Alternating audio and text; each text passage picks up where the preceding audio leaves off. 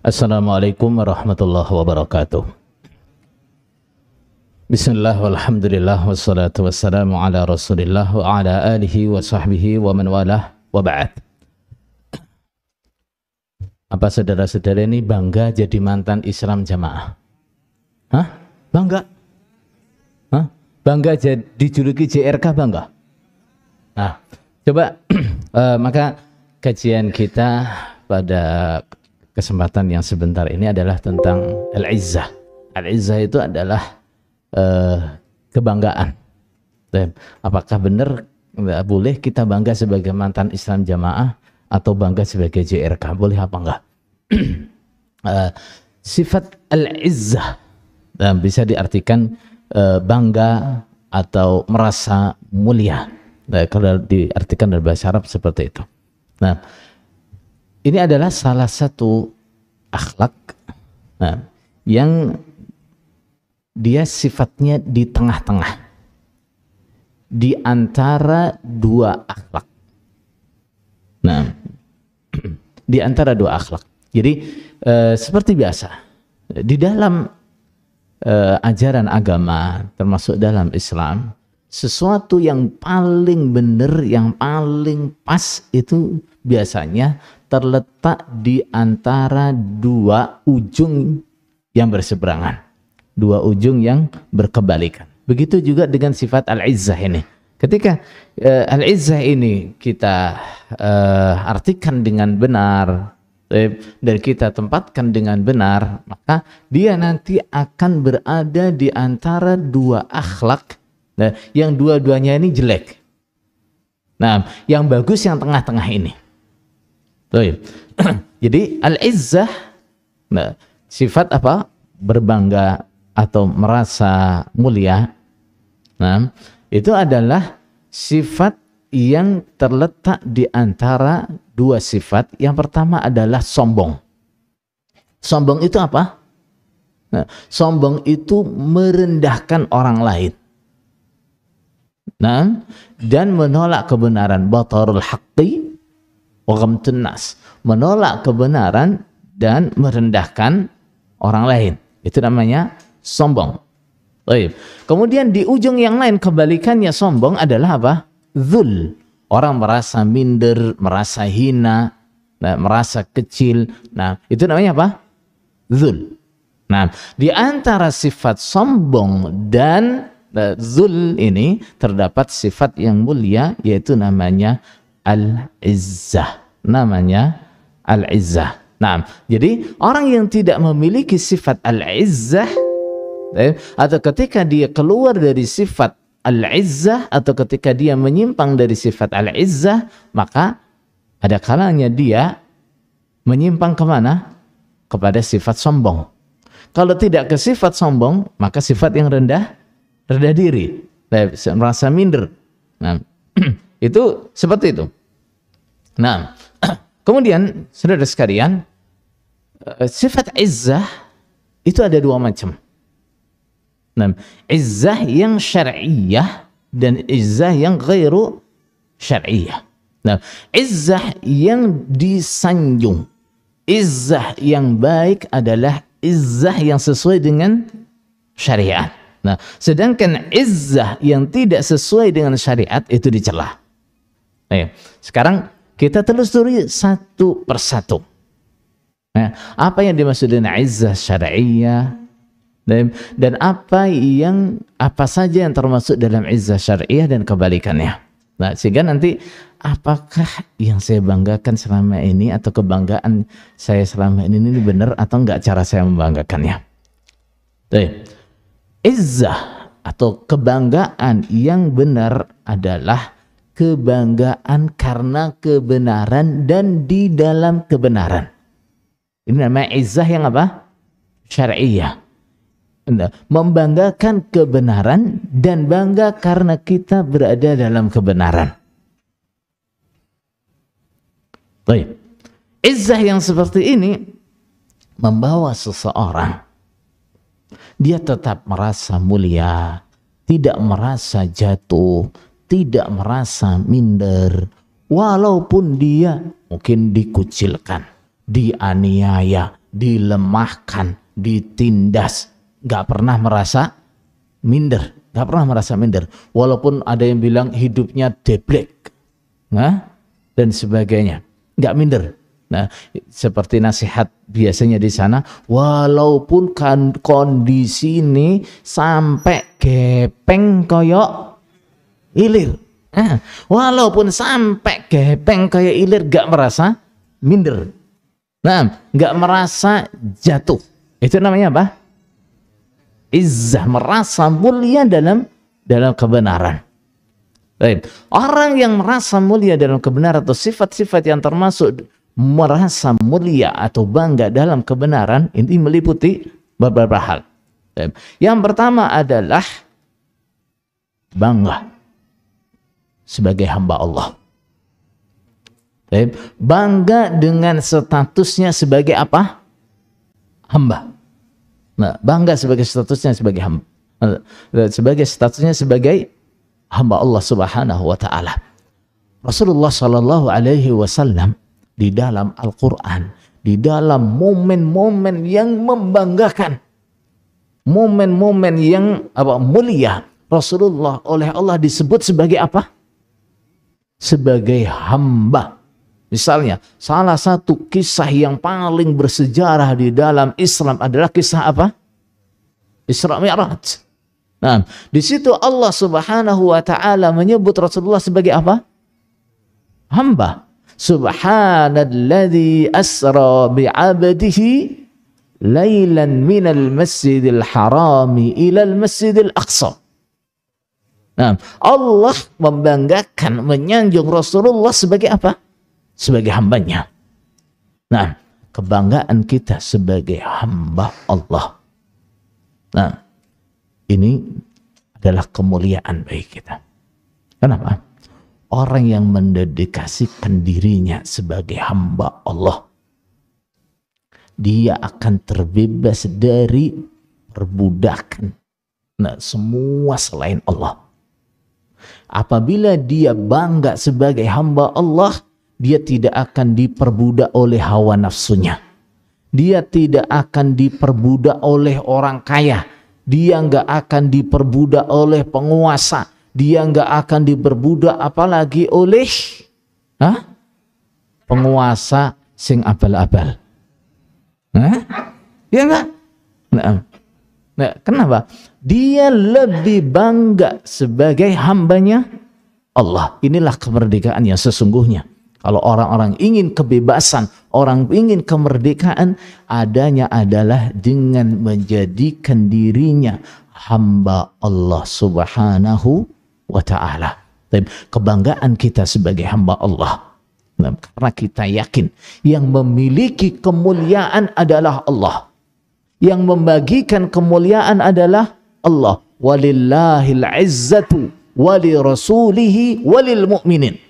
Nah, kemuliaan itu adalah milik Allah, milik Rasul, dan milik orang-orang iman. Selagi kita tidak lepas hubungan kita dengan Allah, kita masih bisa berbangga diri. Kita merasa sebagai orang yang mulia. Kita nggak boleh merasa minder, nggak boleh. Walaupun mungkin yang tinggal di komplek, orang sak komplek kau wabeh nggak nganggep, nggak usah merasa minder.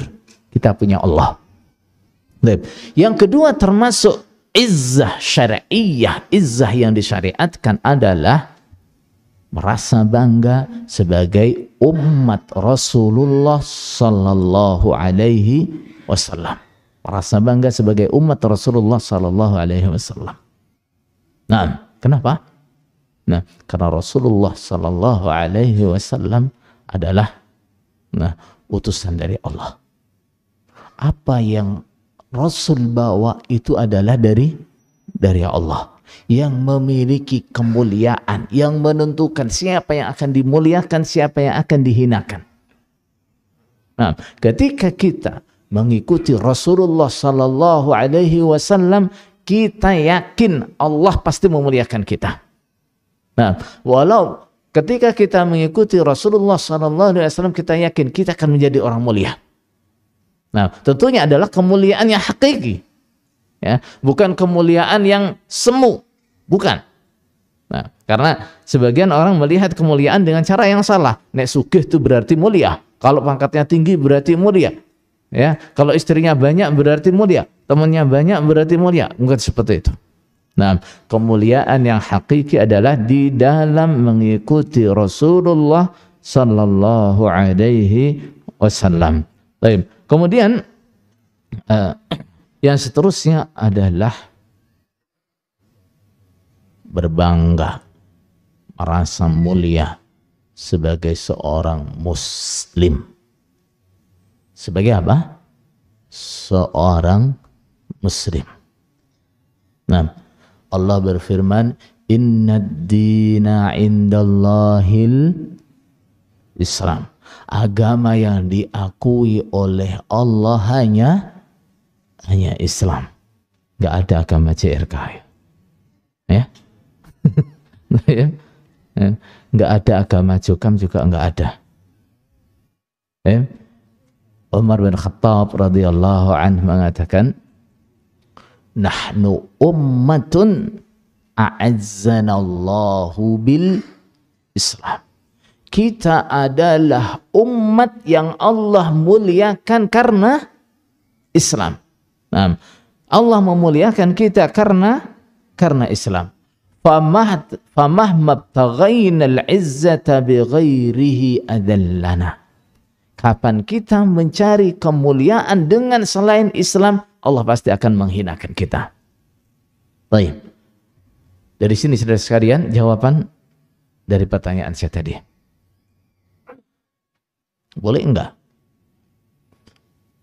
kita bangga sebagai mantan Islam jamaah? Hah? Boleh enggak? Mantan Islam jamaah itu macam-macam. Ya enggak? Ada mantan Islam jamaah itu keluar dari Islam jamaah dengan membawa kepahamannya dari sana. Kalau enggak jamaah ibadahnya gua biuk. Ibadahnya enggak diterima. Sehingga begitu jadi mantan Islam jamaah gak sholat-sholatan. Gak ibadah-ibadahan. Kenapa? Dia paham, merasa kalaupun dia ibadah gak ada manfaatnya. Kemarin di Lamongan ada yang kayak gitu tuh. Ada datang ke sini enggak? 20 tahun nggak sholat. Nah, keluar dari Islam jamaah dari tahun 80. Terus nggak sholat selama 20 tahun. Kenapa? Merasa kalaupun sholat, puasa, ibadah apa saja nggak diterima. Ya alhamdulillah terus ketemu dengan teman-teman yang baru keluar terus dikasih pencerahan, akhirnya semangat ibadah lagi. Baik. Nah, terus ada lagi mantan Islam jamaah. Nah, ada yang memang kepahamannya sedikit beda. Ya sudah keluar meninggalkan takfiri ala Islam jamaah. Tapi sifat gaya takfirinya ya masih. Nah, sifatnya yang gampang menvonis kafir ya masih. Nah, cuma beda tok. Kalau waktu di Islam jamaah yang dikafirkan pokoknya gak jamaah kafir. Nah, setelah keluar dari Islam jamaah cuma beda madhep sing ndi sing gendi dikafir nih. Nah, pemerintah iki, pokoknya pejabat-pejabat pemerintah iki kafir kabeh iki. Soalnya apa? Nah, mereka berhukum dengan selain hukum Allah. Berarti ini togut, kafir gitu. Nah, akhirnya gini, gimana akhirnya? Nah, ikut-ikutan ISIS. Nah, ikut-ikutan JAD. Perasaannya jihad memerangi togut. Nah, wadah lagi. Nah, mantan Islam jamaah.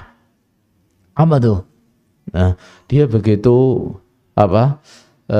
keluar dari Islam jamaah, terus ketemu dengan orang yang ahli filsafat, tertarik belajar filsafat, sampai akhirnya dia mencapai kesimpulan semua agama itu sama. Semua agama itu sama. Nah, dia waktu telepon saya itu katanya sudah 2 bulan nggak sholat katanya. Nah, kenapa? Nah, dia juga dapat pelajaran namanya sholat tua, aqimis sholata li dzikri. Nah, tegakkanlah sholat karena ingat kepadaku, sholat itu buat zikir. Nah, lah kalau saya sudah zikir terus nggak perlu sholat.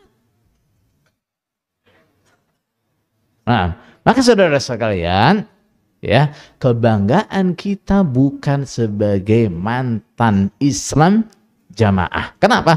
Keluarnya kita dari Islam jamaah itu adalah apa? Tahapan. Ya, tahapan. Nah, langkah untuk menuju kepada kebenaran. Baru di situ. Nah, kenapa? Karena kesesatan itu macam-macam, ya enggak?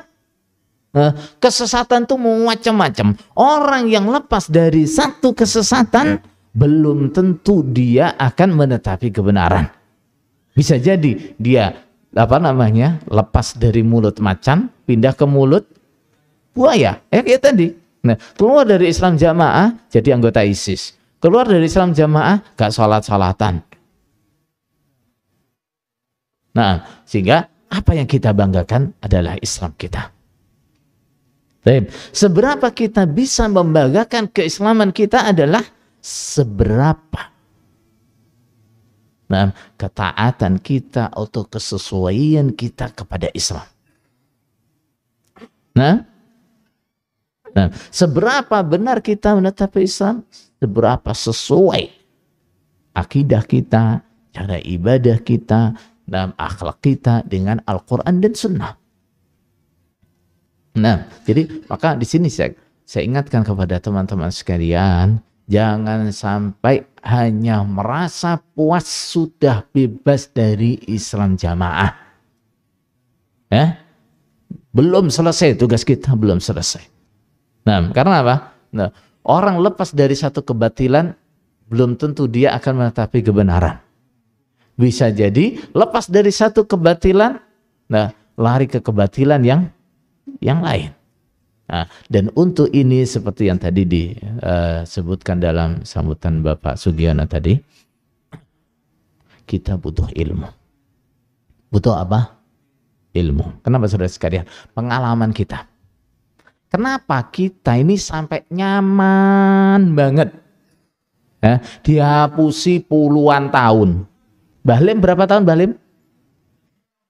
60 tahun, nyaman banget dihapusi itu. Kenapa itu? Saudara sekalian, tidak ada yang lebih membuat nyaman orang yang kapusan daripada kebodohan. Daripada apa? Kebodohan. Nah, orang itu mau ketipu puluhan miliar, ratusan miliar, bahkan triliunan, kalau dia nggak ngerti dia dihapusi, ya tetap ayam-ayam aja. Ya enggak? Nah, tetap ayam. Nah, nanti begitu ada dia udah mulai sadar, kok kayaknya dihapusi ya. Nah, di sini dia udah mulai gelisah. Nah, sampai akhirnya kalau dia mau terus menyelidiki, dia tahu jelas, yakin aku dihapusi. Nah, sama kan? Nah, kita waktu belum ngerti sama sekali perasaannya, ini jalan satu-satunya masuk surga, selamat dari neraka yang harus kita perjuangkan, bahkan jadi Pak Kurdio wani mati barang gitu kan. Nah, tapi begitu Allah membukakan sedikit cahayanya ilmu, kita sudah mulai apa? Gelisah. Kok kayak gitu ya? Kok kayak gitu ya? Kok kayak gitu ya? Nah, semakin kita mencari informasi, akhirnya semakin jelas. Oh, tenan, kita dihapusi. Kita dihapusi. Jadi saudara sekalian, kita butuh ilmu. Nah, nanti pun juga sama. Kalau kita terus enggak hati-hati lagi, ya, sembarangan lagi, apalagi terus merasa wis bosen aku Di sana sudah biasanya sambung seminggu 3 kali, masa di sini masih diajak ngaji lagi? Nah, kalau sampai pikirannya begitu, aku udah sekarang pengen istirahat, pengen santai, nggak mau ngaji lagi, udah capek gitu. Hati-hati. Nah, bisa-bisa kehapusan lagi nanti. Nah, bisa-bisa kehapusan lagi. Jadi agama Islam itu adalah agama yang ilmiah. Ya, agama yang ilmiah. Segala sesuatunya harus berdasarkan ilmu. Ya, sudah ditegaskan wala taqafu ma laysa laka bihi ilmun. Nah, jangan mengikuti, jangan berbicara sesuatu yang nggak ngerti ilmunya.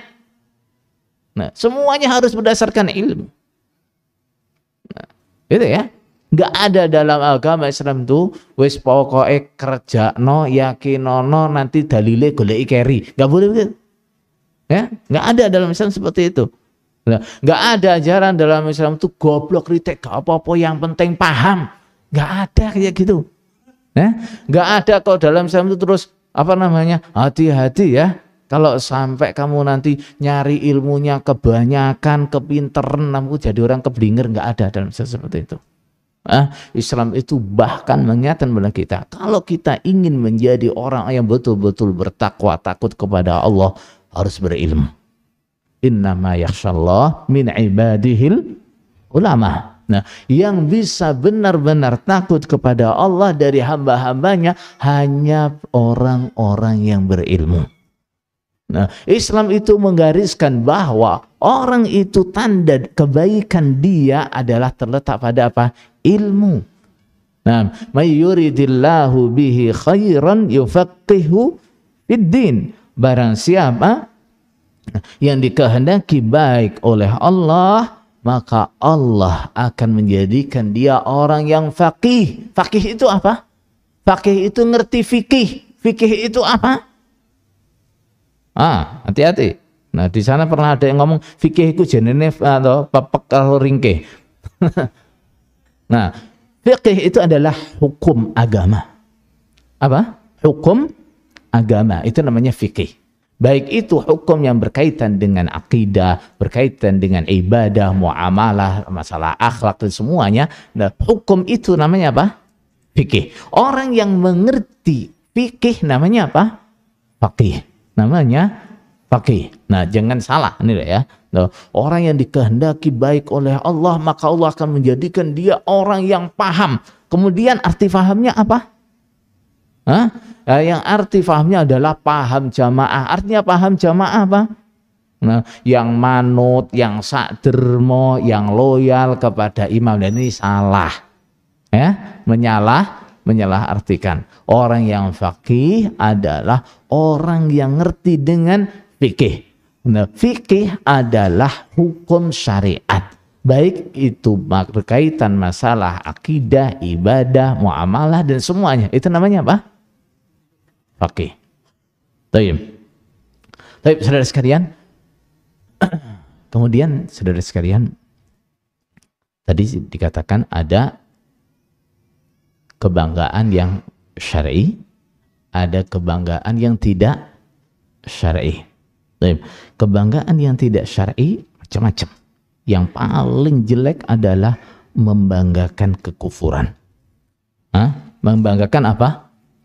Kekufuran. Bangga sebagai orang kafir. Nah, apalagi terus di situ membanggakan simbol-simbol kekafiran. Nah, kadang-kadang anak-anak muda ini nggak teliti atau sembrono, kadang-kadang terus apa? Nah, nulis coretan apa-apa gitu, bangga sebagai penyembah setan, pengikut setan atau apa-apa gitu. Nah, termasuk naik foto-foto ngono terus ngangge apa iku sing ini iki ya. Nah, tanduke setan niku. Nah, apa meneh simbol-simbol. Nah, simbol-simbol seperti itu. Nah, ini nggak boleh orang membanggakan kekafiran, nggak boleh. Nah, di bawahnya itu adalah apa? Membanggakan kesesatan, membanggakan kefasikan. Nah, membanggakan kefajiran, nggak boleh. Ya, tidak boleh. Ya, orang Islam membanggakan apa simbol-simbol kefasikan. Nah, metal. Apa meneh? Nah, apa saja simbol-simbol kefasikan nggak boleh dibanggakan. Nah, termasuk di dalamnya adalah kita tidak boleh membanggakan apa? Misalnya banyaknya harta dan banyaknya teman. Nggak boleh. Ya. Nah, ini termasuk salah satu ciri khas sifat orang jahiliyah. Apa itu? Membanggakan harta dan banyaknya teman. Nah, gimana? Mereka mengatakan wa dakhala jannatahu wa huwa zalimun li nafsihi. Nah, gimana? Dia mengatakan ana aktsaru minka malan wa azzu nafara. Nah, aku lebih banyak hartanya daripada engkau dan lebih kuat kelompoknya daripada engkau. Nggak boleh. Nah, jadi nggak boleh terus. Nah, ya kita banggakan misalnya dari perkumpulan kita atau dari pertemanan kita, kemudian yang kita banggakan adalah apa? Nah, terus biyen duwe opo, saiki duwe opo. Nah, biyen piro, saiki piro. Nah, kenapa saudara sekalian? Nah, karena banyaknya harta, banyaknya teman itu bukan tanda kebenaran. Ya enggak? Nah, banyaknya harta itu bukan tanda kalau Allah itu ridho. Bukan tanda. Nah, kalau harta itu bukti ridhonya Allah, mestinya orang yang paling kaya itu siapa? Nabi Muhammad sallallahu alaihi wasallam. Nah, karena nggak ada yang lebih diridhai oleh Allah daripada beliau. Tapi Rasulullah sallallahu alaihi wasallam kehidupannya sangat sederhana. Nah, bahkan kalau mungkin dengan cara pandang kita sekarang itu bisa dibilang Rasulullah itu deblek itu uripe. Nah, kenapa? Memang sangat sederhana hidupnya. Sangat sederhana. Nah, bahkan Aisyah radhiyallahu anha menceritakan, kalau kami keluarga Rasulullah sallallahu alaihi wasallam itu nggak pernah 2 hari berturut-turut kenyang dengan roti, itu nggak pernah. Artinya apa tuh? Nah, keluarga Rasulullah itu paling banter kalau hari ini kenyang, besok lapar. Nah, apakah kemudian itu kita katakan berarti Rasulullah nggak diridhoi? Enggak. Innallaha yu'tid dunya man yuhibbu wa man la yuhibbu. Dunia ini Allah berikan kepada siapa saja. Allah cinta dia atau enggak. Nah, kemudian kalau harta itu kita katakan sebagai tanda ridhonya Allah, barokahnya hidup, misalnya, berarti kayak Fir'aun itu hidupnya barokah. Kaya loh. Apalagi yang satu lagi temannya siapa namanya? Korun. Wah, itu lebih-lebih itu. Nah, orang kaya semua itu berarti hidupnya barokah semua mereka itu. Nah, jadi nggak boleh kita membanggakan banyaknya harta kita, nggak boleh. Begitu juga membanggakan banyaknya teman kita, nggak boleh, nggak boleh. Nah, orang itu yang dibanggakan adalah yang ditetapi itu benar apa enggak. Ya, walaupun nggak ada temannya, walaupun temannya sepi, yang penting benar itu yang kita syukuri. Bahkan Rasulullah Shallallahu Alaihi Wasallam mengatakan, tubalil ghuraba. Sungguh beruntung bagi orang-orang yang terasing. Sungguh beruntung. Nah, siapa mereka itu? Nah, unasun salihun bi unasin katsir. Man ya'sihim khairun mimman aktsaru mimman yuti'uhum. Mereka adalah orang-orang yang saleh di tengah manusia yang banyak. yang mengikuti mereka lebih sedikit daripada yang menentang mereka. Rasulullah mengatakan tuba lahum. Nah, beruntung bagi mereka. Jadi jangan membanggakan, wah sekarang yang sudah setelah kita keluar itu mau jadi apa? Nah, kalau kita keluar kemudian jadi lebih kekeh dengan Al-Quran dan Sunnah, lebih kekeh dengan kebenaran, itu yang bisa dibanggakan. Nah, tapi setelah keluar kok malah saenake dhewe. Setelah keluar kok malah golek pelampiasan, sing biasane tiap minggu kudu sambung, sibuk dengan musyawarah, sibuk dengan apa. Nah, sekarang begitu keluar wah cari pelampiasan. Nah, biasanya mau piknik itu sulit karena padatnya jadwal musyawarah, begitu keluar puas-puas nih pikniknya. Apa itu yang dibanggakan? Gitu ya. Jadi jangan membanggakan banyaknya harta, juga jangan membanggakan banyaknya anggota atau banyaknya teman. Yang terakhir, jangan membanggakan penampilan. Ya. Nah, membanggakan penampilan gimana? Nah, bangga dengan rupanya yang ganteng, yang cantik. Nah, bangga dengan fisiknya yang misalnya sempurna, nggak boleh membanggakan itu. Juga dengan membanggakan dengan pakaiannya yang bagus, pakaiannya yang lebih modis daripada yang lain, nggak boleh. Nah, bahkan Rasulullah Shallallahu Alaihi Wasallam mengatakan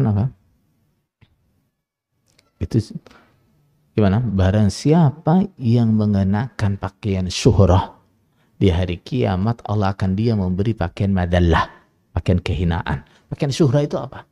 Pakaian syuhrah itu adalah pakaian-pakaian yang kita pakai dengan tujuan supaya kita kelihatan beda sendiri. Ya, nggak boleh kayak gitu. Ya, entah dengan warnanya, entah dengan modelnya, nah pokoknya biar kelihatan paling beda, terus nanti semua orang memperhatikan dia. Itu nggak boleh kayak gitu. Ya, pakaian yang syar'i itu adalah apa? Coba, pakaian yang syar'i itu yang seperti apa? Pakaian yang syar'i adalah pakaian yang yang dianjurkan dalam syariat itu seperti apa? Atau yang dibolehkan dalam syariat itu seperti apa? Pakaian yang dibolehkan dalam syariat kita nggak diajarkan kok untuk menyelisihi pakaian masyarakat kita, nggak diajarkan seperti itu. Nah, jadi pakaian yang syar'i itu adalah pakaian yang biasa dipakai oleh masyarakat kita, selagi tidak bertentangan dengan syariat, gitu ya. Umumnya masyarakatnya pakai baju koko sama sarungan, yaitu yang syar'i. Umumnya masyarakatnya pakai baju gamis, yaitu yang syar'i. Jadi nggak ada pakaian yang tertentu yang syar'i itu yang pakai gamis kayak saya gini, enggak. Yang syar'i itu yang pakai misalnya kayak kurtah dari India atau Pakistan, itu enggak seperti itu. Ya, yang syar'i itu adalah yang memenuhi standar-standar yang ditetapkan oleh syariat. Gimana? Menutup aurat, ya, tidak kalau laki-laki enggak isbal, tidak pakai sutra, itu namanya pakaian yang syar'i. Nah, pakaian yang syar'i. Nah, yang enggak syar'i yang seperti apa? Yang tidak menutup aurat, yang isbal, yang sutra untuk laki-laki, pakaian yang menyerupai orang fasik, itu enggak syar'i. Ya. Nah, atau pakaian yang menjadi ciri khas. Nah, ciri khas apa? Orang-orang musyrik. Itu enggak boleh kita pakai. Nah, yang menjadi apa? Ciri khasnya. Nah, kenapa? Dan termasuk dalam man tasyabbaha biqaumin fahuwa minhum. Nah, jadi jangan juga membanggakan penampilan kita. Jadi kebanggaan kita adalah sebagai apa? Nah, sebagai hamba Allah, sebagai pengikut Rasulullah Sallallahu Alaihi Wasallam, dan sebagai seorang Muslim, gitu ya. Itu kebanggaan kita. Nah, bukan sebagai JRK, bukan sebagai mantan Jukam atau mantan Islam Jamaah, bukan itu. Nah, jadi selesai. Nah, jazakumullahu khairan. Subhanakallahumma bihamdika asyhadu an la ilaha illa anta astaghfiruka wa atubu ilaik. Wassalamualaikum warahmatullahi wabarakatuh.